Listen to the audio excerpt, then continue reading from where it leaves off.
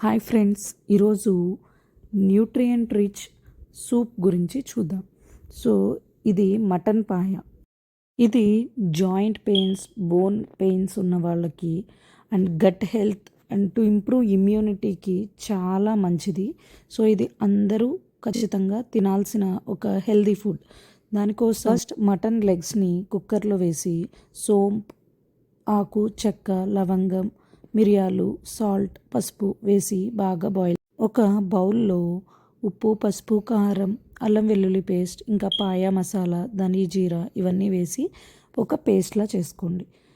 ఇంకొక పక్కన మిక్సీలో ఆనియన్ అండ్ మిర్చి పేస్ట్ చేసుకోండి.